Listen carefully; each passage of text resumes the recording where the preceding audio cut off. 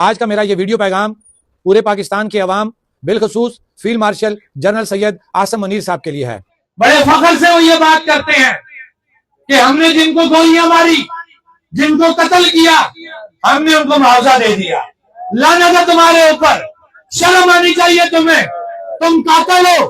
یہ ریاست قاتل تھی، اس ریاست نے قتل کیے، اور قتل کرنے کے بعد یہ ریاست کہتی ہے یہ لو ہم نے تمہیں پیسے دے دیے، اور اس پہ بڑے فخر سے یہ بات کرتے ہیں، بجائے اس کے کہ ان کو شرم آئے کہ قتل بھی کرتے ہو اور پھر پیسے دینے کے بعد بڑا تم اس کا کریڈٹ لینے کی بات کرتے ہو۔ ایف آئی آر کی بات ہوئی، بڑے فخر سے کہتے ہیں کہ جناب 177 ایف آئی آر ہم نے ختم کر دی۔ تو ہم نے یہ پوچھا کہ یہ بات بتائیں کہ یہ 177 جو ایف آئی آر ہیں، اگر آپ کو یاد ہو کہ یہ ڈی کورٹ کے مقام پہ جب پہلی بار یہ قافلے نکلے تھے، یہ 70 ایف آئی آر اس وقت ہمارے ساتھ طے ہو گئی تھی کہ بجلی کے ٹیرف کے ساتھ، آٹے کے ریٹ کے ساتھ یہ تمام ایف آئی آر کو ختم کیا جائے گا۔ 2023 کہاں پہ اور 2026 کہاں پہ؟ 3 سالوں کے اندر جا کے انہوں نے 177 ایف آئی آر ختم کی، 20 سے 25 ایف آئی آر آج بھی سٹینڈ کر رہی ہیں۔ پھر یہ کہتے ہیں کہ معاملات حل ہو گئے۔ ہم نے ان سے پوچھا کدھر ہے بجلی کا 10 ارب روپیہ، تو جواب ملا وہ پی سی 1 ہو چکا ہے اور ابھی باقی کاروائی ہو رہی ہے۔ یہ وہ جواب تھا جو پہلی میٹنگ جو جنوری کے مہینے میں ہوئی تھی، میٹنگ میں یہی لکھا ہوا تھا کہ پی سی 1 منظور ہو گیا 10 ارب روپے کا، اب پرچیز کے حوالے سے وابڈا کا ایک ادارہ وہ اس پہ کام کر رہا ہے۔ اسی طریقے سے ہم نے ان سے کشمیر بینک کے حوالے سے پوچھا کہاں ہوا شیڈیول، تو جواب ملا کہ بس ہم نے اسٹیٹ بینک کو لکھ دیا ہے، بہت جلد وہ شیڈیول ہو جائے گا۔ تحریری کوئی ہمارے پاس آرڈر نہیں ہے۔ آپ کو الفاظ یہ بات کہتا ہوں کہ کوئی بھی کام وہ چاہے ادھورا تھا، جزوی تھا، جس کو ہم نے کہا ایف آئی آر، نوکریاں اور جو قتل آپ نے کیے، زخمی آپ نے کیے، ان کے موضوع کے علاوہ کوئی بھی ایسا ہی کام، کوئی بھی وہ آرڈر ہمیں تحریری طور پہ دے کے یہ ثابت نہیں کر سکے کہ ہم نے آپ کا 38 نکاتی چارٹر آف ڈیمانڈ مکمل کر لیا یا 80% ہم نے مکمل کر لیا۔ یہ سرے عام جھوٹ بول رہے ہیں۔ اب اس کے بعد اس سے آگے چلتے ہیں کہ ہم نے ان سے 12 مہاجرین سیٹوں کے حوالے سے بات کی، تو کہا گیا کہ 12 مہاجرین سیٹوں کا مسئلہ کشمیر سے تعلق ہے۔ ہماری بحث ہوئی، بڑی کھل کے بحث ہوئی، 2 سے 3 گھنٹے اس پہ بحث ہوئی، اور میں یہ اسٹیج سے کھڑا ہو کے یہ بات کہہ رہا ہوں کہ آئین پاکستان ایکٹ 74 اور جی این او ریزولوشن کے مطابق وہ یہ نہیں ثابت کر سکے کہ ان 12 سیٹوں کی وجہ سے مسئلہ کشمیر کے اوپر کوئی بات آ سکتی ہے۔ ہمارا یہ موقف تھا کہ ان 12 سیٹوں کا مسئلہ کشمیر کے ساتھ کوئی تعلق نہیں ہے، اور ہم نے ثابت کیا۔ اب اس کے بعد کیا ہوا، وہ جذبات کے اوپر، ایموشنز کے اوپر بات کرنے لگے کہ یہ بتائیں انڈیا پروپیگنڈا کرے گا، پاکستان اکیلا رہ جائے گا، دنیا میں پاکستان کی جگہ سائی ہوگی۔ ہم نے کہا تو کیا چاہتے ہیں؟ انہوں نے کہا کہ ہمیں ایسا کوئی اس کا حل دیا جائے، ہم آپ کو حل دیتے ہیں۔ ہم نے کہا آپ بھی اپنے حل دیں، ہم سے بتائیں آپ کیا چاہتے ہیں۔ انہوں نے کہا کہ ایسا حل دیا جائے کہ جس سے مسئلہ کشمیر متاثر نہ ہو، انڈیا کر سکے، دنیا میں پاکستان کی جگہ سائی نہ ہو۔ ہم نے کہا ٹھیک ہے۔ انہوں نے ہمیں 3 آپشن دیے، ہم نے تینوں آپشن ان کے ریجیکٹ کر دیے۔ ہم نے ان کو اپنا آپشن دیا، ہم نے ان کو کلیئر کر یہ بات کہی کہ کسی بھی صورت ان 12 سیٹوں کے اوپر کوئی کمپرومائز نہیں ہوگا۔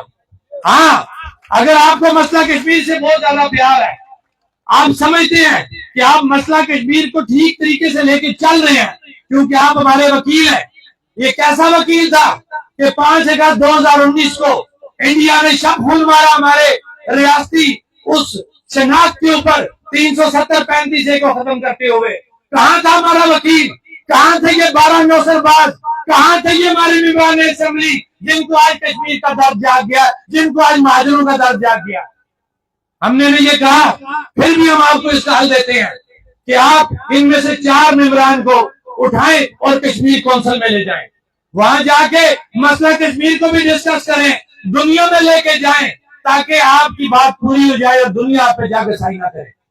ہم نے یہ آپشن دے دیا ان کو، لیکن کلیئر کر یہ بات کہی ہے کہ نہ تو میرٹ کا ہم قتل عام دوبارہ ہونے دیں گے، न ही हम अपने फ्रेंड्स के ऊपर किसी को शब खून मारने देंगे जो इन 12 सीटों के नाम इस रियासत में 78 सालों से हो रहा है, और न ही हम अपने किसी सियासी निजाम को डीरेल करने के बावजूद इस असेंबली में रहने देंगे। अब ये बात हमने क्यों की? हम अपनी हर बात को साबित करते हैं, हमारा किसी सियासी जमात के साथ कोई झगड़ा नहीं है। मैं अभी नून लीग की मिसाल दूंगा, राणा सनाउल्लाह साहब को कोट करूंगा, लेकिन अगर ये जमात आज इक़्तिदार में है, कल पीपल पार्टी पीटीआई होती तो उन जमातों का भी यही बयानिया था जो राणा सनाउल्लाह का बयानिया था। रिकॉर्डिंग मौजूद है। आप कहते हैं ना कि 12 सीटों के पीछे हम क्यों पड़े, वजह सुने। राणा सनाउल्लाह साहब की रिकॉर्डिंग मौजूद है।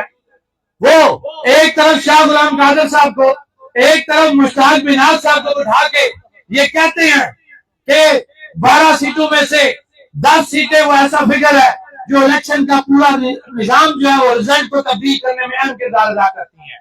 ये हम रिकॉर्ड चीज मौजूद है।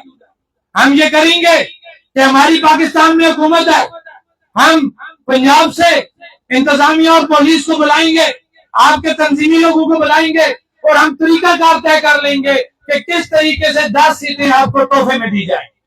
तो मुझे एक बात बताएं कि जब 10 सीटें किसी इलेक्शन के इब्तिदा में एक जमात सामने लेके आती है तो बाकी जमातों का क्या रह जाएगा ऐसा, या बाकी जो इलेक्शन होगा वो किस तरफ जाएगा? वो उसी तरफ जाएगा जहां पे 10 सीटें पहले तोहफे में आगे की बात है या नहीं है? तो फिर ये बात बताएं, क्या सियासी तौर पे ये साबित शुदा रिश्वत है या नहीं है? सियासी तौर पे रिश्वत, फाइनेंशियल करप्शन, मेरिट का कत्लेआम। अब मेरिट के कत्लेआम की बात क्यों करता हूं? ये 2 नंबर स्टेट सब्जेक्ट, ये मैं नहीं कहता, ये वो इमरान महाजरीन जो इलेक्शन भी लड़ते रहे, ताहिर खोखर, जाहिद खान, हसन खान, ये वो लोग हैं जो महाजरीन की एक तंजीम से मुंसलिक है, जिन्होंने रिकॉर्ड से साबित किया कि हजारों क्या लाखों वोट आपके 2 नंबर दर्ज हुए थे। ये मैं नहीं कहता, ये वो लोग कहते। ताहिर खोखर का रिसेंटली अभी इंटरव्यू सामने है, वो कह रहा है कि अगर 5 से 6 हजार वोट हैं, 2700 से 2800 वोट 2 नंबर उसके अंदर मौजूद है। तो मुझे एक बात बताएं, ये होती इसी 2 नंबरी को सामने रखते हुए जब हम मेरिट की बात करते हैं तो इन माजरीन सीटों के नाम पे जो माजरीन का कोटा होता है भर्ती। नाज़रीन कराम, आपने वीडियो देखी शौकत नवाज मीर का इंतहाई जज्बाती खिताब। आप जानते हैं कि कश्मीर में एहतजाज की वजह से बड़ी तादाद में अवाम इस वक्त सड़कों पर है। दूसरी तरफ हुकूमत ये कोशिश कर रही है कि किसी तरह मामले को मुज़ाकरात के ज़रिए हल किया जा सके।